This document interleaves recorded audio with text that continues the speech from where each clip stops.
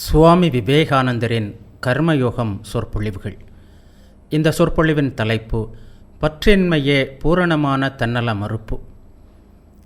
நம்மிடமிருந்து புறப்படுகின்ற ஒவ்வொரு செயலும் நம்மிடமே எதிர் செயலாக திரும்பி வருவது போல் நம் செயல்கள் பிறரிடமும் பிறரது செயல்கள் நம்மிடமும் செயல்படுகின்றன.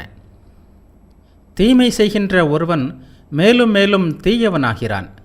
அவனே நல்லது செய்ய தொடங்கும்போது மேலும் மேலும் வலிமையடைந்து எப்போதும் நல்லது செய்ய கற்றுக்கொள்கிறான். இந்த உண்மையை நீங்கள் கவனித்திருப்பீர்கள்.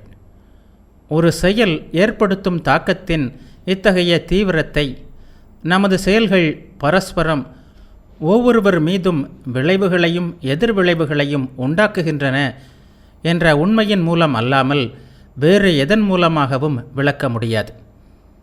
பௌதிக விஞ்ஞானத்திலிருந்து இதற்கு ஓர் உதாரணத்தை எடுத்துக்கொள்வோம். நான் ஒரு குறிப்பிட்ட செயலை செய்யும்போது என் மனம் குறிப்பிட்ட ஓர் அதிர்வு நிலையில் இருக்கிறது. இந்த அதிர்வு நிலையில் இருக்கின்ற மற்ற எல்லா மனங்களும் என் மனத்தால் பாதிக்கப்படலாம். ஓர் அறையில் பல்வேறு இசைக்கருவிகள் இருப்பதாக வைத்துக்கொள்வோம். அவை அனைத்தின் தந்தி கம்பங்களும் ஒரே போல் ஸ்ருதி சேர்க்கப்பட்டுள்ளன. இப்போது ஒரு கம்பியின் தந்தியை மீட்டினால் மற்ற கருவிகளும் அதே ஸ்வரத்தை தரும் விதத்தில் அதிரத் தொடங்குவதை நீங்கள் பார்த்திருப்பீர்கள். அதுபோலவே ஒரு குறிப்பிட்ட அதிர்வு நிலையிலுள்ள எல்லா மனங்களும் அதே நிலையிலுள்ள எண்ணத்தால் சம அளவில் பாதிக்கப்படுகின்றன. ஆனால் தூரம் மற்றும் வேறு பல காரணங்களை பொறுத்து இந்த பாதிப்பின் தாக்கம் மனத்திற்கு மனம் மாறுபடுகிறது. என்றாலும் பாதிப்பிற்கு உள்ளாகும் நிலையிலேயே அந்த மனம் எப்போதும் இருக்கிறது. உதாரணமாக, நான் ஒரு தீமை செய்கிறேன். அப்போது என் மனம் ஒரு குறிப்பிட்ட ஓர் அதிர்வு நிலையில் இருக்கிறது. அப்போது பிரபஞ்சத்தில் அதே அதிர்வு நிலையில் இருக்கும் எல்லா மனங்களும் அந்த அதிர்வால் பாதிக்கப்படலாம். அதுபோலவே நான் நல்ல காரியம் செய்யும்போது என் மனம் வேறொரு அதிர்வு நிலையில் இருக்கும். அப்போது அதே அதிர்வு நிலையில் இருக்கும் எல்லா மனங்களும் அதனால் பாதிக்கப்படலாம். இப்படி ஒரு மனத்தின் மீது மற்றொரு மனத்திற்கு உள்ள ஆற்றல் ஓரளவிற்கு அந்த அதிர்வு கூடியும் குறைந்தும் இருப்பதற்கு ஏற்பவே இருக்கும். இந்த உதாரணத்தை தொடர்வோம். ஒளியின் அலைகள் ஒரு குறிப்பிட்ட இலக்கை அடையும் முன் லட்சோப லட்சம் ஆண்டுகள் பயணம் செய்யலாம். அதுபோலவே எண்ண அலைகளும் தங்களுக்கு ஏற்ற விதத்தில் அதிர்கின்ற ஒரு பொருளை சென்றடைய நூற்றுக்கணக்கான ஆண்டுகள் பயணம் செய்ய நேரலாம். எனவே இந்த வானவெளி அத்தகைய நல்ல மற்றும் தீய அலைகளால் நிரம்பி இருப்பதற்கான எல்லா வாய்ப்புகளும் உள்ளன. ஒவ்வொரு மூலையிலிருந்தும் வெளிக்கிளம்புகின்ற ஒவ்வொரு எண்ணமும் அதை ஏற்றுக்கொள்வதற்கு பொருத்தமான பொருளை அடையும் வரையில் அதிர்ந்து கொண்டே இருக்கின்றன என்று சொல்லலாம். அவற்றை ஏற்றுக்கொள்வதற்கு தகுதியாக இருக்கின்ற மனம் உடனடியாக ஏற்றுக்கொள்கிறது. ஒருவன் தீய செயல்களை செய்யும்போது அவன் தன் மனத்தை ஒரு குறிப்பிட்ட அதிர்வு நிலைக்கு கொண்டு வருகிறான். அப்போது அதே அதிர்வு நிலையில் வானவெளியில் மிதந்து கொண்டிருப்பதாக சொல்லப்படுகின்ற எண்ண அலைகள் எல்லாம் அவனது மனதில் நுழைய முயல்கின்றன. இதனால்தான் பொதுவாக தீமை செய்பவன் மேலும் மேலும் தீமை செய்து கொண்டே இருக்கிறான். அவனது செயல் தீவிரமாகிறது. நன்மை செய்பவனின் விஷயமும் இதுதான். அவன் வானவெளியில் உள்ள நல்ல அலைகளுக்காக தன்னை திறந்து வைக்கிறான். அவனது நற்செயல்களும் உறுதி பெறுகின்றன. எனவே நாம் தீமை செய்யும்போது இரண்டு வகையான அபாயங்களை விளைவிக்கிறோம். முதலில் நம்மை சுற்றியுள்ள தீய ஆதிக்கங்கள் நம்மீது செயல்பட நாமே இடம் கொடுக்கிறோம். இரண்டாவதாக, மற்றவர்களை பாதிக்கின்ற, அது ஒருவேளை நூற்றுக்கணக்கான ஆண்டுகளுக்கு பிறகு பாதிக்கலாம். இவ்வாறு மற்றவர்களை பாதிக்கின்ற தீமையை செய்யும்போது நாம் நம்முடன் சேர்த்து பிறரையும் துன்புறுத்துகிறோம். மனிதனிலுள்ள மற்ற எல்லா சக்திகளையும் போலவே நன்மை தீமை ஆகிய சக்திகளும் புறத்திலிருந்தே வலிமையை பெறுகின்றன. கர்மயோகத்தின்படி ஒரு முறை செய்த செயல் பலனை அளிக்கும் வரையில் அதை அளிக்க முடியாது. அது பலனளிப்பதை உலகத்தில் உள்ள எந்த ஆற்றலாலும் தடுக்க முடியாது. நான் ஒரு தீமை செய்தால் அதற்காக நான் துன்பப்பட்டேயாக வேண்டும். அதை தடுக்கவோ அழிக்கவோ இந்த பிரபஞ்சத்தில் உள்ள எந்த ஆற்றலாலும் முடியாது. அதுபோலவே நான் ஒரு நல்ல செயல் செய்தால் அது நற்பலன்களை தருவதை தடுக்கின்ற ஆற்றலும் இந்த பிரபஞ்சத்தில் இல்லை. காரணம் காரியத்தை கொண்டு வந்தே தீரும். எதுவும் அதை அழிக்கவோ தடுக்கவோ முடியாது. கர்மயோகத்தை பற்றிய நுணுக்கமானதும் ஆழமானதுமான முடிவு ஒன்று இப்போது வருகிறது. நல்லதும் தீயதும் ஆகிய நமது இரண்டு செயல்களும் பரஸ்பரம் பின்னி பிணைந்துள்ளன. இது முற்றிலும் நல்ல செயல், இது முற்றிலும் தீய செயல் என்று நாம் வரையறுக்க முடியாது. ஒரே நேரத்தில் நல்ல மற்றும் தீய விளைவுகளை தராத எந்த செயலுமே கிடையாது. இந்த உதாரணத்தை எடுத்துக்கொள்வோம். நான் உங்களோடு பேசிக்கொண்டிருக்கிறேன். நான் நல்லது செய்வதாக உங்களுள் சிலர் நினைக்கலாம். அதே வேளையில் வான்வெளியில் உள்ள ஆயிரக்கணக்கான நுண்ணுயிர்களை நான் சாகடித்து கொண்டிருக்கலாம். இவ்வாறு ஏதோ சிலவற்றிற்கு தீமையும் செய்து கொண்டிருக்கிறேன். நமக்கு மிக அருகில் உள்ளவர்களுக்கு, நமக்கு வேண்டியவர்களுக்கு நன்மை பயக்கும் போது அதை நற்செயல் என்கிறோம். உதாரணமாக, நான் பேசிக்கொண்டிருப்பதை நல்லது என்று நீங்கள் கூறலாம். ஆனால் நுண்ணுயிரிகள் அவ்வாறு நினைக்காது. நுண்ணுயிரிகளை நீங்கள் பார்க்கவில்லை, ஆனால் உங்களை நீங்கள் பார்க்கிறீர்கள். என் பேச்சு உங்களை பாதிப்பது உங்களுக்கு தெளிவாக தெரிகிறது. அது அந்த நுண்ணுயிர்களை எப்படி பாதிக்கிறது என்பது அவ்வளவு தெளிவாக தெரியவில்லை. எனவே நமது தீய செயல்களை ஆராய்ந்தால் அவற்றால் எங்காவது ஓரிடத்தில் நன்மை விளைந்திருப்பதை காணலாம். யார் நல்ல செயலிலும் தீய அம்சம் உண்டென்றும் தீய செயலிலும் நல்ல அம்சம் உண்டென்றும் காண்கிறானோ அவனே செயலின் இரகசியத்தை அறிந்தவன். இதிலிருந்து தெரிவது என்ன?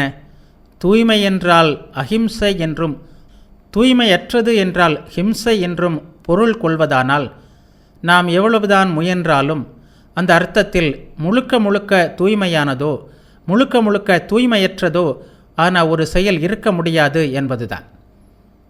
நாம் பிறரை துன்புறுத்தாமல் மூச்சு விடவோ உயிர் வாழவோ முடியாது. நாம் உண்கின்ற ஒவ்வொரு பிடி உணவும் மற்றொன்றின் வாயிலிருந்து பறித்தெடுக்கப்பட்டது. நமது வாழ்வே மற்ற உயிர்களின் வாழ்வை பின்னுக்கு தள்ளியபடிதான் சென்று கொண்டிருக்கிறது. அது மனிதனாக இருக்கலாம், மிருகமாக இருக்கலாம், அல்லது நுண்ணுயிர்களாக இருக்கலாம். ஏதாவது ஒன்றை நாம் ஒதுக்கி தள்ளியாக வேண்டியிருக்கிறது. இதுதான் நிலைமை. எனவே செயல் புரிவதன் மூலம் நிறைநிலையை அடைய முடியாது என்பது இதிலிருந்து தெளிவாகிறது. நாம் எல்லையற்ற காலம் வரை ஓயாமல் செயல்கள் புரியலாம். ஆனால் சிக்கலான இந்த பொறியிலிருந்து தப்பிக்க வழி எதுவுமே இல்லை. நீங்கள் மேலும் மேலும் செயல் புரிந்து கொண்டே போகலாம். ஆனால் அதன் பலன்களில் உள்ள நன்மை மற்றும் தீமையின் தவிர்க்க முடியாத இந்த சேர்க்கைக்கு ஒரு முடிவே இருக்காது. இரண்டாவதாக, நாம் ஆலோசிக்க வேண்டியது செயலின் குறிக்கோள் என்ன என்பதை. உலகம் நிறைநிலையை அடைகின்ற காலம் ஒன்று வரும்.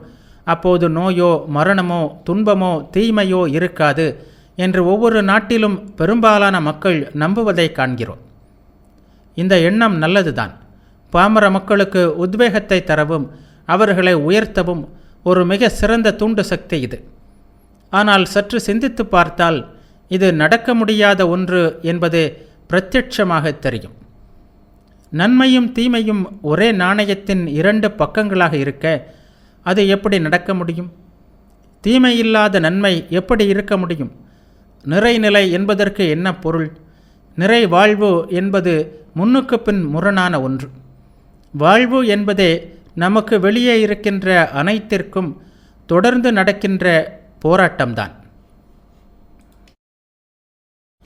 உண்மையில் ஒவ்வொரு கணமும் நாம் புற இயற்கையோடு போராடி கொண்டிருக்கிறோம். நாம் தோற்றால் நமது வாழ்க்கை முடிந்தாக வேண்டும். உதாரணத்திற்கு எடுத்துக்கொண்டோமானால், வாழ்க்கை என்பது உணவிற்காகவும் காற்றிற்காகவும் தொடர்ந்த போராட்டமாக உள்ளது. உணவோ காற்றோ கிடைக்காவிட்டால் நாம் இறந்து போகிறோம். வாழ்க்கை என்பது தடையற்று பாய்கின்ற நீரோட்டம் அல்ல, பலவற்றுடைய சங்கமத்தின் விளைவு அது. உள்ளே உள்ள ஏதோ ஒன்றிற்கும் புற உலகிற்கும் நிகழ்கின்ற இந்த சிக்கலான போராட்டத்தை தான் நாம் வாழ்க்கை என்று அழைக்கிறோம். எனவே இந்த போராட்டம் ஓயும்போது வாழ்க்கையும் முடிந்து விடுகிறது என்பது சந்தேகத்திற்கு இடமின்றி தெளிவு. இந்த போராட்டத்தின் முடிவே லட்சிய இன்பம் என்பதன் பொருள். போராட்டம் முடிவடைந்தால் வாழ்க்கையும் முடிகிறது. ஏனென்றால் வாழ்க்கை முடிவடைந்தால் மட்டுமே இந்த போராட்டம் முடிவடையும். உலகிற்கு உதவுவதன் மூலம் நமக்கே தான் நாம் உதவி செய்து கொள்கிறோம் என்பதை முன்பே கண்டோம். பிறருக்காக செய்யப்படும் வேலையின் முக்கிய விளைவு நம்மை தூய்மைப்படுத்திக் கொள்வதுதான். பிறருக்கு நன்மை செய்வதற்காக செய்கின்ற இடைவிடாத முயற்சியின் மூலம் நாம் நம்மையே மறக்க முயல்கிறோம். நம்மை மறப்பது என்பது வாழ்வில் நாம் கற்றாக வேண்டிய மிகப்பெரிய பாடமாகும். சுயநலத்தால் சுகம் கிடைக்கும் என்று மனிதன் முட்டாள்தனமாக நினைக்கிறான். ஆனால் பல கால போராட்டங்களுக்கு பிறகு தன்னலத்தை ஒழிப்பதில்தான் உண்மையான மகிழ்ச்சி இருக்கிறது. தன்னை தவிர வேறு யாராலும் தனக்கு சுகம் தர முடியாது என்பதை அறிந்து கொள்கிறான். அறச்செயல்கள் ஒவ்வொன்றும், கருணை நிறைந்த எண்ணம் ஒவ்வொன்றும், உதவியாக செய்யப்படுகின்ற ஒவ்வொரு செயலும், ஒவ்வொரு நற்செயலும் நம்மை பற்றி பெரிதாக எண்ணும் நமது அகந்தையை அழித்து நம்மை மிக தாழ்ந்தவர்களாகவும் மிக மிக சாதாரணமானவர்களாகவும் நினைக்கும்படி செய்கின்றன. எனவே இவை அனைத்தும் நல்லவையே. ஞானம், பக்தி, கர்மம் முதலிய எல்லாமே ஓரிடத்தில் சங்கமிக்கின்றன. என்றென்றைக்கும் முழுமையாக தன்னை மறுப்பதே மிக உயர்ந்த லட்சியம். அங்கே நான் இல்லை, எல்லாம் நீயே. மனிதன் அறிந்தாலும் அறியாவிட்டாலும் கர்மயோகம் அவனை அந்த நிலைக்கு அழைத்து செல்கிறது. நிர்குண கடவுள் கருத்தை கேட்டாலே மத பிரச்சாரர்கள் நடுங்கலாம். அவன் சகுண கடவுள் கருத்தை வற்புறுத்துவான். அதன் மூலம் தனது சொந்த இயல்பையும் தனித்துவத்தையும் நிலைநிறுத்த விரும்புகிறான் அவன். இந்த இரு வார்த்தைகளுக்கும் அவன் என்ன பொருள் கொள்கிறானோ அது வேறு விஷயம். ஆனால் அவனுடைய நீதிநெறி கருத்துக்கள் உண்மையிலேயே நல்லதாக இருக்குமானால் அது மிக உயர்ந்த தன்னல மறுப்பை அடிப்படையாக கொள்ளாமல் இருக்க முடியாது. தன்னல மறுப்பே எல்லா ஒழுக்கத்திற்கும் அடிப்படை. மனிதர்கள், மிருகங்கள், தேவர்கள் என்று யாரை எடுத்துக்கொண்டாலும் சரி, எல்லோருடைய நீதிநெறி அமைப்புகளுக்கும் ஒரே அடிப்படை கருத்து, ஒரே அடிப்படை கோட்பாடு தன்னல மறுப்பே. உலகில் பல வகையான மனிதர்களை நாம் காணலாம். முதலில் தெய்வ மனிதர்கள். இவர்களின் தன்னல மறுப்பு பரிபூரணமானது. தங்கள் உயிரை கொடுத்தும் பிறருக்கு நன்மைகளை மட்டுமே செய்பவர்கள் இவர்கள். இவர்களே மனிதர்களுள் உயர்ந்தவர்கள். இத்தகையோர் ஒரு நாட்டில் 100 பேர் இருந்தாலும் போதும், அந்த நாடு எதற்கும் கவலைப்பட வேண்டியதில்லை. ஆனால் துரதிர்ஷ்டவசமாக இவர்கள் மிக சொற்பமாகவே உள்ளார்கள். அடுத்து, தங்களுக்கு துன்பம் நேராத வகையில் பிறருக்கு நன்மை செய்கின்ற நல்லோர் உள்ளனர். மூன்றாவது ஒரு வகையினர் உள்ளனர். அவர்கள் தங்களுக்கு நன்மை செய்து கொள்வார்கள், பிறருக்கு தீங்கு செய்வார்கள். இவர்களை அடுத்து பெயரிட்டு அழைக்கத்தகாத 4வது வகையான மனிதர்கள் இருப்பதாக சமஸ்கிருத கவிஞர் ஒருவர் கூறுகிறார். இவர்கள் தீமை செய்ய வேண்டும் என்னும் ஒரே காரணத்திற்காக பிறருக்கு தீங்கிழைப்பார்கள். வாழ்க்கையின் ஒரு முனையில் நன்மைக்காகவே நன்மை செய்கின்ற மிக மேலான நல்லோர் இருப்பது போல் மறுமுனையில் தீமைக்காக மட்டுமே தீமை செய்வோர் உள்ளனர். தீமை செய்வதால் இவர்களுக்கு எந்த நன்மையும் கிடைப்பதில்லை. ஆனாலும் தீமை செய்வது இவர்களின் இயல்பு. சமஸ்கிருதத்தில் 2 சொற்கள் உள்ளன. ஒன்று பிரவிற்த்தி, அதாவது நோக்கி செல்லுதல். மற்றொன்று நிவிற்த்தி, விலகி செல்லுதல். பிரவிற்த்தியையே சம்சாரம் என்றும் நான் எனது என்றும் கூறுகிறோம். சொத்து, பணம், அதிகாரம், பேர், புகழ் இவற்றால் நான் என்னும் எண்ணத்தை எப்போதும் அதிகரிக்க செய்வதும் பற்றி பிடித்து கொள்கின்ற இயல்புடையதுமான எல்லா செயல்களும் இந்த பிரவிற்த்தி என்ற சொல்லில் அடங்கியுள்ளன. எல்லாவற்றையும் நான் என்ற மையத்திற்கு இழுத்து சேர்ப்பது அதன் இயல்பு. மனிதனின் இயல்பான தன்மையான இதுவே பிரவிற்த்தி. எல்லா இடங்களிலிருந்தும் எல்லாவற்றையும் அள்ளி கொண்டு வந்து ஒரு மையத்தை சுற்றி மனிதனின் இனிமையான சொந்த நான் உணர்வை சுற்றி குவித்து வைப்பது பிரவிற்த்தி. இந்த இயல்பு மறைய தொடங்கும்போது, நிவிற்த்தி தொடங்கும்போது, விலகி செல்லுதல் தொடங்கும்போதுதான் ஒழுக்கமும் மதமும் ஆரம்பிக்கின்றன. பிரவிற்த்தி, நிவிற்த்தி இரண்டுமே செயல் சம்பந்தப்பட்டவை. முன்னது தீய செயல், பின்னது நற்செயல். இந்த நிவிருத்தியே ஒழுக்கம், மதம் எல்லாவற்றின் அடிப்படை ஆதாரம். நிவிருத்தியின் நிறைவே முழு தன்னல மறுப்பு. உடல், உயிர் அனைத்தையும் பிறருக்காக தியாகம் செய்ய தயாராக இருக்கின்ற நிலை. இந்த நிலையை அடைந்தால் ஒருவன் கர்மயோகத்தின் நிறைநிலையை அடைந்து விட்டான். இது நற்செயல்களின் விளைவாக கிடைக்கின்ற மிக உயர்ந்த பலனாகும். ஒருவன் எந்த தத்துவங்களையும் படிக்காதவனாக இருந்தாலும், எந்த கடவுளிடமும் முன்போ இப்போதோ நம்பிக்கை இல்லாதவனாக இருந்தாலும், வாழ்நாளில் ஒரு முறை கூட பிரார்த்தனை செய்யாதவனாக இருந்தாலும், வெறும் நற்செயல்களின் ஆற்றல் அவனை மற்றவர்களுக்காக தன் உயிரையும் மற்ற அனைத்தையும் தியாகம் செய்யும் நிலைக்கு கொண்டு வந்து விடுமானால், அவன் ஒரு பக்தன் பிரார்த்தனை மூலமாகவும் தத்துவஞானி தன் ஞானத்தின் மூலமாகவும் அடைகின்ற அதே இடத்திற்கு சென்று சேர்வான். தத்துவஞானி, கர்மயோகி, பக்தன் அனைவரும் ஒரே இடத்திற்கு வந்து சேர்கிறார்கள் என்பது இதிலிருந்து தெரிகிறது. அந்த இடம் தன்னல மறுப்பு. மக்கள் பின்பற்றும் தத்துவங்களும் மதமும் எவ்வளவுதான் வேறுபட்டதாக இருந்தாலும், பிறருக்காக தன்னையே தியாகம் செய்ய தயாராக இருப்பவனின் முன் மனிதகுலம் மரியாதையோடும் பக்தியோடும் நிற்கும். இங்கு மதம், இனம், கோட்பாடு பற்றிய கேள்வியே எழுவதில்லை.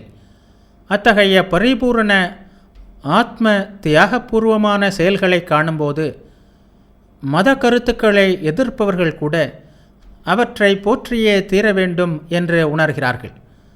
புத்தர் கடவுளை போதிக்கவில்லை, ஏன் ஆத்ம தியாகத்தை தவிர எதையும் போதிக்கவில்லை.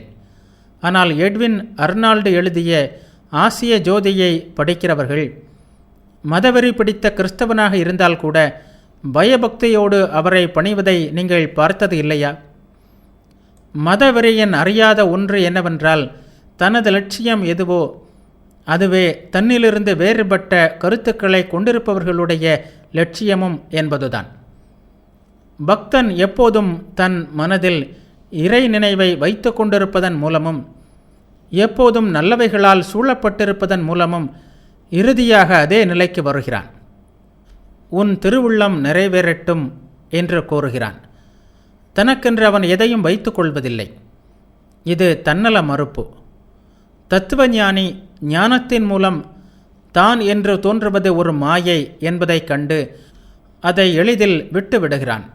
இதுவும் தன்னல மறுப்பே. எனவே கர்மம், பக்தி, ஞானம் எல்லாம் இங்கே சந்திக்கின்றன. கடவுள் என்பது உலகம் அல்ல என்று பண்டைய ஆச்சாரியர்கள் போதித்ததன் பொருள் இதுதான். உலகம் என்ற ஒன்று இருக்கிறது, கடவுள் என்ற ஒருவர் இருக்கிறார். இந்த வேறுபாடு முற்றிலும் உண்மையானது. உலகம் என்று அவர்கள் குறிப்பிடுவது சுயநலத்தையே. சுயநலமின்மையே கடவுள். ஒருவன் பொன் மாளிகையில் சிம்மாசனத்தில் அமர்பவனாக வாழ்ந்தும் சுயநலம் சிறிதும் அற்றவனாக இருக்கலாம். அவன் கடவுளில் வாழ்கிறான். மற்றொருவன் கந்தை அணிந்து குடிசையில் வாழலாம். தனக்கென்று உலகில் எதுவுமே இல்லாமல் இருக்கலாம். ஆனால் அவன் சுயநலம் உள்ளவனாக இருந்தால் அவன்தான் இந்த உலகத்தோடு மிக அழுத்தமாக ஒட்டி கொண்டிருக்கிறான். நமது முக்கிய கருத்துக்களுள் ஒன்றிற்கு இப்போது மீண்டும் வருவோம். தீமை கலவாத நன்மையும் நன்மை கலவாத தீமையும் நம்மால் செய்ய முடியாது என்று கூறினோம். இதை அறிந்து கொண்டு நாம் எப்படி செயல்புரிய முடியும்? எனவே சில பிரிவுகள் திகைக்க வைக்கின்ற வகையில் சம்சாரத்திலிருந்து விடுபடுவதற்கு சிறிது சிறிதாக தற்கொலை செய்து கொள்வதான ஒரு முட்டாள்தனமான வழியை கூறுகின்றன. ஏனென்றால் அவன் வாழ்ந்தால் பரிதாபத்திற்குரிய சிறு மிருகங்களையும் செடி கொடிகளையும் கொல்ல வேண்டியிருக்கிறது. ஒன்றில்லாவிட்டாலும் ஒன்றுக்கு துன்பம் செய்ய வேண்டியிருக்கிறது. எனவே இவர்களை பொறுத்தவரை சம்சாரத்திலிருந்து வெளியேற ஒரே வழி இறந்து போவதுதான். இந்த கொள்கையை சமணர்கள் தங்கள் மிக உயர்ந்த லட்சியமாக பிரச்சாரம் செய்தார்கள். இது தர்க்கபூர்வமானதாகத்தான் தோன்றுகிறது. ஆனால் உண்மையான வழியை கீதை தான் கூறுகிறது. அதுதான் பற்றின்மை கொள்கை. வாழ்க்கை செயல்களில் ஈடுபட்டிருக்கும்போது எதிலும் பற்று வைக்காதிருப்பது. நீ உலகத்தில் இருந்தாலும் அதிலிருந்து முற்றிலும் வேறானவன் என்பதை நினைவில் கொள். எதை செய்தாலும் உனக்காக செய்யாதே. அப்படி உனக்காக செய்யும் செயல் நீ சுமப்பதற்கான விளைவுகளை கொண்டு வந்தே தீரும். நீ செய்வது நற்செயலாக இருந்தால் நல்ல விளைவுகளையும், தீய செயலாக இருந்தால் தீய விளைவுகளையும் ஏற்றுக்கொண்டேயாக வேண்டும். ஆனால் நல்லதோ கெட்டதோ எந்த செயலையும் உனக்காக செய்யவில்லை என்றால் அது உன்மீது எந்த விளைவையும் ஏற்படுத்தாது. இந்த கருத்தை தெளிவாக உள்ளடக்கிய வாக்கியம் ஒன்று நம் சாஸ்திரத்தில் இருக்கிறது. தனக்காக செய்யவில்லை என்பதை முற்றிலும் உணர்ந்தவன் பிரபஞ்சம் முழுவதையும் கொன்றாலும் அல்லது தான் கொல்லப்பட்டாலும் அவன் கொன்றவனோ கொல்லப்பட்டவனோ ஆகான். அதனால்தான் கர்மயோகம் உலகத்தை துறக்காதே, உலகத்திலேயே வாழ், அது தரும் அனுபவங்களை உன்னால் முடிந்த அளவு ஏற்றுக்கொள், ஆனால் அது உனது இன்பத்திற்காக என்றால் அவற்றை ஒருபோதும் செய்யாதே என்று கற்பிக்கிறது. அனுபவிப்பது லட்சியமாக இருக்கக்கூடாது. முதலில் சிறிய நான் என்பதை கொன்றுவிடு, பின்னர் உலகம் முழுவதையும் நீயாக ஏற்றுக்கொள். முற்கால கிறிஸ்தவர்கள் சொல்வது போல் பழைய மனிதன் சாக வேண்டும். பழைய மனிதன் என்று அவர்கள் குறிப்பிடுவது இந்த உலகம் நமது சுதந்திரத்திற்காக படைக்கப்பட்டிருக்கிறது என்னும் சுயநல கருத்தையே. முட்டாள் பெற்றோர்கள் பிள்ளைகளுக்கு, ஓ தேவனே, சூரியனை எனக்காக படைத்தாய், சந்திரனையும் எனக்காக படைத்தாய் என்று கூறி பிரார்த்திக்க கற்றுத்தருகிறார்கள். குழந்தைகளுக்கு இவற்றையெல்லாம் படைத்து தருவதைத் தவிர கடவுளுக்கு வேறு எந்த வேலையும் இல்லாதது போல் இருக்கிறது இவர்களின் கூற்று. குழந்தைகளுக்கு இத்தகைய முட்டாள்தனங்களை சொல்லித் தராதீர்கள். இன்னொரு விதமான முட்டாள்கள் உள்ளனர். நாம் கொன்று தின்பதற்காகவே மிருகங்கள் படைக்கப்பட்டுள்ளதாகவும் அனுபவிப்பதற்காகத்தான் இந்த உலகம் படைக்கப்பட்டுள்ளதாகவும் அவர்கள் போதிக்கிறார்கள். இவையெல்லாமே முட்டாள்தனம். மனிதன் எனக்காகவே படைக்கப்பட்டுள்ளான் என்று ஒரு புலி நினைக்கலாம். ஓ பகவானே, இந்த மனிதர்கள்தான் எவ்வளவு கொடியவர்கள்! தானாக வந்து எனக்கு இரையாகாமல் உன் சட்டத்தை மீறிக்கொண்டிருக்கிறார்களே என்று பகவானிடம் பிரார்த்தனை கூட செய்யலாம். உலகம் நமக்காக படைக்கப்பட்டிருக்குமானால் நாமும் உலகத்திற்காகவே படைக்கப்பட்டிருக்கிறோம். நமது சுதந்திரத்திற்காகவே உலகம் படைக்கப்பட்டிருக்கிறது என்று கருதுவது நம்மை முன்னேற விடாமல் தடுக்கின்ற கொடிய எண்ணமாகும். இந்த உலகம் நமக்காக இல்லை. லட்சக்கணக்கானோர் ஆண்டுதோறும் இந்த உலகத்திலிருந்து மறைந்து கொண்டிருக்கிறார்கள். உலகம் அதை பற்றி கவலைப்படுவதில்லை. லட்சக்கணக்கானோர் அந்த இடத்தில் நிரப்பப்பட்டு விடுகிறார்கள். இந்த உலகம் நமக்காக எவ்வளவு அமைந்திருக்கிறதோ நாமும் உலகத்திற்காக அவ்வளவு அமைந்திருக்கிறோம். எனவே நாம் உரிய முறையில் செயல்புரிய வேண்டுமென்றால் பற்று வைப்பதை முதலில் விட வேண்டும். இரண்டாவது, இந்த உலகின் குழப்பத்தில் கலந்து கொள்ளாமல் சாட்சியாக இருந்து வேலை செய்து கொண்டே போக வேண்டும். உங்கள் குழந்தைகளை ஒரு வேலைக்காரியின் மனப்பான்மையோடு பாருங்கள் என்பார் என் குருதேவர். அவள் உங்கள் குழந்தையை தன் குழந்தை போலவே கைகளில் எடுத்து கொஞ்சுவாள், விளையாடுவாள், சீராட்டுவாள். அவளை வேலையை விட்டு நிறுத்திவிட்டால் தன் மூட்டை முடிச்சுகளை எடுத்துக்கொண்டு புறப்பட்டு விடுவாள். பற்றாக இருந்த அனைத்தும் அவளுக்கு மறந்து போய்விடும். உங்கள் குழந்தையை விட்டுவிட்டு இன்னொரு குழந்தையை சீராட்டுவதில் அவளுக்கு சிறிதும் வருத்தம் ஏற்படுவதில்லை. இத்தகைய மனப்பான்மைதான் உங்களுடையது என்று நீங்கள் எண்ணிக்கொண்டிருக்கும் அனைத்திடமும் உங்களுக்கு இருக்க வேண்டும். உங்களுக்கு கடவுள் மீது நம்பிக்கை இருக்குமானால் இந்த உலகத்தில் உங்களுடையது என்று கருதுகின்ற எல்லாமே உண்மையில் கடவுளுடையது என்று நம்புங்கள். மிகப்பெரிய பலவீனங்கள் சில வேளைகளில் மிகப்பெரிய நன்மையாகவும் சில வேளைகளில் மிகப்பெரிய வலிமையாகவும் வேடம் தரித்து வருகின்றன. நம்மை எதிர்பார்த்து சிலர் வாழ்கிறார்கள். நாம் ஒருவருக்கு நன்மை செய்ய முடியும் என்று எண்ணுவது பலவீனம். இதுவே நம்முடைய பற்றுகள் அனைத்திற்கும் பிறப்பிடம். இந்த பற்றின் மூலமே நமது துன்பங்கள் எல்லாம் வருகின்றன. இந்த பிரபஞ்சத்தில் ஒருவர் கூட நம்மை எதிர்பார்த்து வாழவில்லை என்பதை மனதிற்கு எடுத்துக்கூற வேண்டும். ஒரு பிச்சைக்காரன் கூட நம் தானத்தை எதிர்பார்த்து வாழவில்லை. ஒரு ஜீவன் கூட நம் கருணையை எதிர்பார்த்து காத்திருக்கவில்லை. நம் உதவியை எதிர்பார்த்து ஓர் உயிர் கூட வாழவில்லை. அனைவருக்கும் இயற்கையே உதவி செய்கிறது. நம்மைப்போல் லட்சக்கணக்கான மனிதர்கள் இல்லாவிட்டாலும் இயற்கை உதவி கொண்டுதான் இருக்கும். உங்களுக்காகவும் எனக்காகவும் இயற்கையின் போக்கு நிற்காது. பிறருக்கு உதவுவது என்பது நம்மை நாம் பண்படுத்திக் கொள்வதற்காக நமக்கு தரப்படுகின்ற மிக பெரும் பேறு என்பதை முன்பே கூறினேன். வாழ்க்கையில் ஒவ்வொருவரும் கற்றுக்கொள்ள வேண்டிய மிகப்பெரிய பாடம் இது. இதை முழுமையாக அறிந்து கொண்டால் நாம் துயருறவே மாட்டோம். சமுதாயத்தில் எங்கும் எவரோடும் சேர்ந்து வாழலாம். அதனால் தீங்கு நேராது.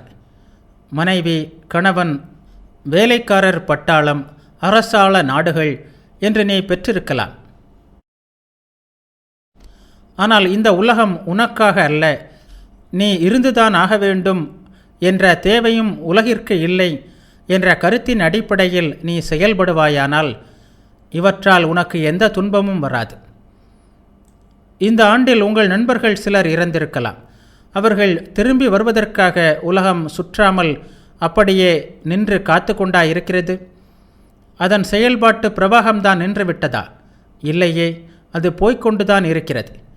எனவே நீங்கள் இந்த உலகத்திற்கு செய்ய வேண்டிய ஏதோ உள்ளது என்ற எண்ணத்தை உங்கள் மனத்திலிருந்து உடனே விலக்கிவிடுங்கள்.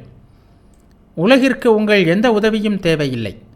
இந்த உலகத்திற்கு உதவுவதற்காகத்தான் தான் பிறந்திருப்பதாக எந்த மனிதனாவது நினைத்தால் அது வெறும் முட்டாள்தனம். அது கர்வம், நற்குணம் என்ற போர்வையில் தோன்றும் சுயநலம். உலகம் உங்களையோ வேறு யாரையுமோ சார்ந்திருக்கவில்லை என்னும் கருத்தை ஏற்று செயல்படும்படி உங்கள் மனத்தையும் நரம்புகளையும் பயிற்றுவித்து விட்டீர்களானால் எந்த செயலிலிருந்தும் வேதனை வடிவில் வருகின்ற எதிர்விளைவு உண்டாகாது. நீங்கள் ஒரு மனிதனுக்கு ஏதாவது ஒன்றை கொடுத்து அதற்கு பிரதியாக எதையுமே நன்றியை கூட எதிர்பார்க்காமல் இருந்தீர்களானால் அவன் நன்றி மறந்தாலும் உங்களுக்கு துன்பம் வராது. ஏனெனில் நீங்கள் எதையும் எதிர்பார்க்கவில்லை. பிரதிபலனாக எதையும் பெரும் உரிமை உங்களுக்கு உண்டென்று ஒருபோதும் நீங்கள் எண்ணவில்லை. அவன் எதை பெறுவதற்கு தகுதி இருந்ததோ அதையே கொடுத்தீர்கள். அவனது வினைப்பயன் அதை அவனுக்கு பெற்று தந்தது. உங்கள் வினைப்பயன் உங்களை அவனிடம் அதை சேர்ப்பவர்கள் ஆக்கியது. அப்படி இருக்க எதையோ கொடுத்துவிட்டதாக நீங்கள் ஏன் பெருமை கொள்ள வேண்டும்? பணம், மற்ற பொருட்கள் போன்றவற்றை கொண்டு செல்லும் சுமை தூக்கி மட்டுமே நீங்கள். உலகம் தன் வினைப்பயன் மூலமே அவற்றை பெறுவதற்கு தகுதியுடையதாக இருக்கிறது. இதில் நீங்கள் எப்படி பெருமை கொள்ள முடியும்? நீங்கள் உலகிற்கு கொடுப்பதில் பெரிதாக சொல்லிக்கொள்ள எதுவும் இல்லை.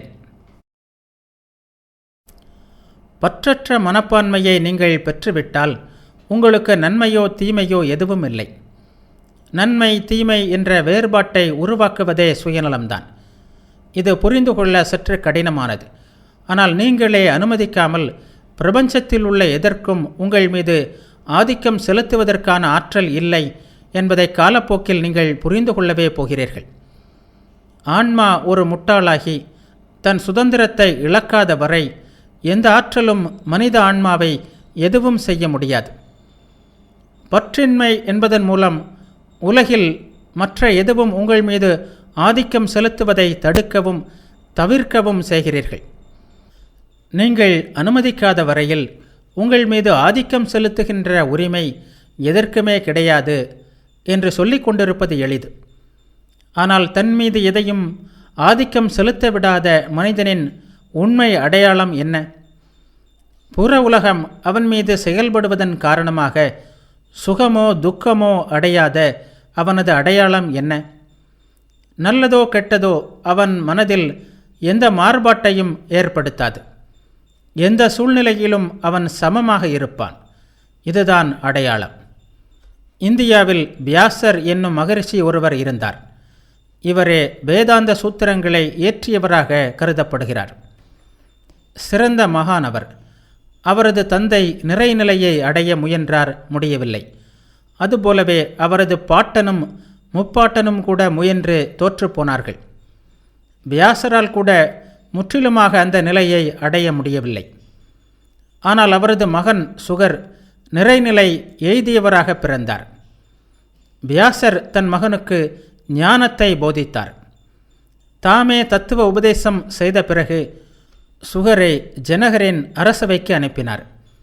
ஜனகர் ஒரு மாமன்னர். ஜனகர் விதேகர் என்று அழைக்கப்பட்டார். விதேகர் என்றால் உடம்பில்லாதவர் என்று பொருள். மன்னராக இருந்தாலும் தாம் உடம்பு என்பதை மறந்துவிட்டிருந்தார் அவர். தாம் ஒரு ஆன்மா என்ற உணர்வுதான் அவரிடம் எப்போதும் இருந்தது. அவரிடம் கற்றுக்கொள்வதற்காகவே சுகர் அனுப்பப்பட்டிருந்தார். பிரம்மஞானத்தை கற்பதற்காக சுகர் தம்மிடம் வரப்போவதை ஜனகர் அறிந்தார். எனவே முன்னேற்பாடாக அவர் சில காரியங்களை செய்தார். சுகர் அரண்மனை வாசலுக்கு வந்தபோது காவலர்கள் அவரை கண்டதாகவே காட்டிக்கொள்ளவில்லை.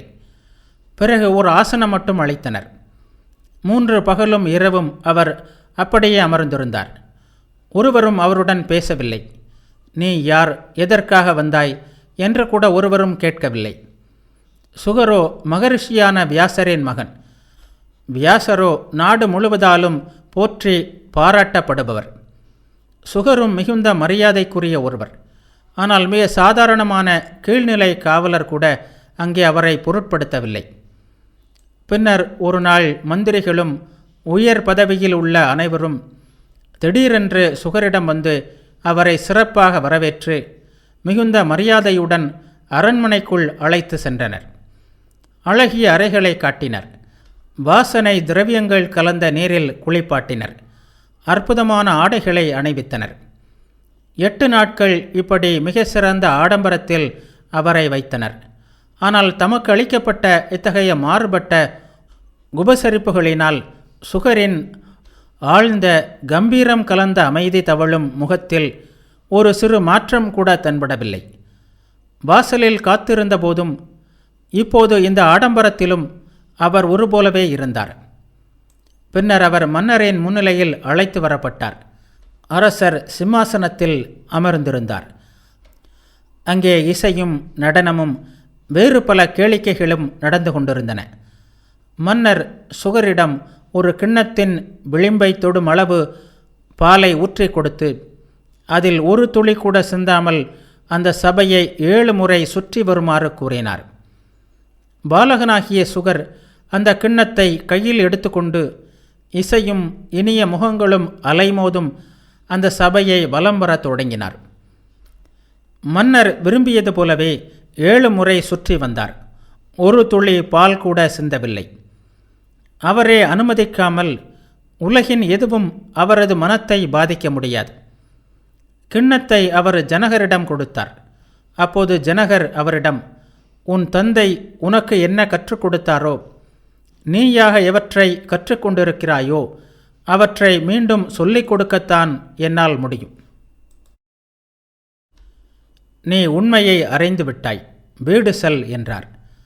இவ்வாறு தனக்குத்தானே கட்டுப்பாடு உள்ளவன் மீது வெளியில் உள்ள எதுவும் ஆதிக்கம் செலுத்த முடியாது. அவனிடமிருந்து அடிமைத்தனம் விடைபெற்று விடுகிறது. அவனது மனம் சுதந்திரமாகிவிட்டது. அத்தகையவன் மட்டுமே இந்த உலகில் நன்றாக வாழ்வதற்கு தகுதி உடையவன். மனிதர்கள் பொதுவாக உலகத்தை பற்றி 2 கருத்துக்களை கொண்டிருப்பதை காண்கிறோம். சிலர் துன்ப நோக்கு கொண்டவர்கள். இந்த உலகம் எவ்வளவு கொடூரமானது, எத்தனை கொடியது என்று அவர்கள் கூறுகிறார்கள். மற்றும் சிலர் இன்ப நோக்கு கொண்டவர்கள். அவர்கள் உலகம் எவ்வளவு அழகானது, எத்தனை அற்புதமானது என்கிறார்கள். மனத்தை கட்டுப்படுத்தாதவர்களுக்கு இந்த உலகம் முழுக்க முழுக்க தீமை நிறைந்ததாக அல்லது நன்மை தீமை இரண்டும் சேர்ந்ததாகத்தான் காட்சியளிக்கும். நாம் நம் மனதிற்கு எஜமானர் ஆகும்போது இதே உலகம் இன்பமயமாகிவிடுகிறது. அதன்பின் நன்மை தீமை என்ற நிலையில் எதுவும் நம்மை பாதிக்காது. எல்லாமே அவற்றிற்குரிய சரியான இடத்தில் எப்போதுமே இயல்பாக இருப்பதை நாம் உணர்வோம். உலகம் ஒரு நரகம் என்று தொடங்குபவர்களும் சுய கட்டுப்பாட்டு பயிற்சியில் வெற்றி பெறுவார்களானால் உலகமே சொர்க்கம் என்றே முடிப்பதை காணலாம். நாம் உண்மையான கர்மயோகியாக இருந்து அத்தகைய நிலையை அடைவதற்காக நம்மை பயிற்றுவித்துக் கொள்ள விரும்பினால் நாம் எங்கே தொடங்கினாலும் பரிபூரணமான தன்னல மறுப்பில்தான் சென்று சேர்வோம். ஆன்மா போல் தோன்றுகின்ற சிறிய நான் என்பது அழிந்ததுமே முன்பு தீமை நிறைந்ததாக காட்சியளித்த உலகம் சொர்க்கமாக தெரியும். சீரும் சிறப்பும் நிறைந்ததாக தெரியும். உலகின் சூழலே ஆனந்தம் நிறைந்ததாக இருக்கும். அப்போது உலகில் உள்ள ஒவ்வொரு மனித முகமும் நல்லதாகவே தெரியும். இதுதான் கர்மயோகத்தின் லட்சியமும் நிறைவும் ஆகும். அன்றாட வாழ்வில் அதன் பெருமையும் இதுதான். நமது பல்வேறு யோகங்கள் ஒன்றுக்கொன்று முரணானவை அல்ல. எல்லாம் ஒரே குறிக்கோளை நோக்கியே நம்மை அழைத்து சென்று நிறைநிலை எய்த வைக்கின்றன. எந்த யோகத்தை எடுத்துக்கொண்டாலும் சரி, தீவிரமாக பயிற்சி செய்ய வேண்டும். பயிற்சி செய்வதில்தான் இரகசியமே இருக்கிறது. முதலில் கேட்க வேண்டும், பிறகு சிந்திக்க வேண்டும், அதன் பிறகு பயிற்சி செய்ய வேண்டும். எல்லா யோகங்களுக்கும் இதுதான் வழி. முதலில் அவற்றை கேட்டு அது என்ன என்பதை புரிந்து கொள்ள வேண்டும். தொடர்ந்து கேட்கும் போதும் சிந்திக்கும் போதும் புரியாத பல விஷயங்கள் புரியும். எடுத்த எடுப்பிலேயே எல்லாவற்றையும் புரிந்து கொள்வது கடினம். சொல்லப்போனால் எல்லாவற்றிற்கும் விளக்கம் உங்களிடமே உள்ளது. உண்மையில் இதுவரை யாராலும் கற்பிக்கப்பட்டதில்லை. ஒவ்வொருவரும் தன்னைத்தானே கற்பித்து கொள்ள வேண்டும். ஆசிரியர் விழிப்புற்று செயல்படவும் விஷயங்களை புரிந்து கொள்வதற்குமான ஒரு தூண்டுதலை மட்டுமே புற ஆசிரியர் செய்கிறார். அதன் பின்னர் விஷயங்களை உணர்ந்து கொள்ளும் நமது சொந்த ஆற்றலாலும் சிந்திக்கும் திறனாலும் எல்லாம் மேலும் மேலும் தெளிவாகிறது. அவற்றை நாம் நம்முள்ளேயே உணரவும் செய்கிறோம். இந்த உணர்வு திடமான சங்கல்ப சக்தியாக வளரவும் செய்கிறது. முதலில் உணர வேண்டும். அந்த உணர்ச்சி சங்கல்பமாகிறது. அந்த சங்கல்பத்திலிருந்து செயல்புரிவதற்கான மாபெரும் ஆற்றல் பிறக்கிறது. அது உங்கள் நாடி நரம்புகளிலும் தசைகளிலும் பாய்ந்து பரவுகிறது. உங்கள் உடம்பின் ஒவ்வொரு அணுவும் சுயநலம் கலவாத கர்மயோகம் செய்வதற்குரிய ஒரு கருவியாக மாறும் வரை, நீங்கள் விரும்பிய பரிபூர்ணமான தன்னல மறுப்பும் முழுமையான சுயநலமின்மையும் அடையப்படும் வரை அந்த ஆற்றல் பாய்ந்து கொண்டிருக்கிறது. இந்த நிலை எந்த கொள்கையையோ கோட்பாட்டையோ நம்பிக்கையையோ சார்ந்திருப்பதல்ல. நீங்கள் கிறிஸ்தவரோ யூதர்கள் அல்லாத இனத்தை சேர்ந்தவரோ அது பெரிய விஷயமல்ல. நீங்கள் சுயநலமற்றவர்களா? அதுதான் கேள்வி. நீங்கள் சுயநலமில்லாதவர் என்றால் ஒரு மத நூலை கூட படிக்காமலே, ஒரு சர்ச்சுக்குள்ளோ கோவிலுக்குள்ளோ நுழையாமலே நிறைநிலை அடைய முடியும்.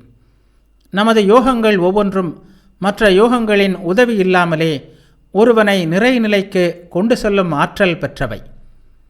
ஏனெனில் எல்லா யோகங்களுமே ஒரே லட்சியத்தை கொண்டவை.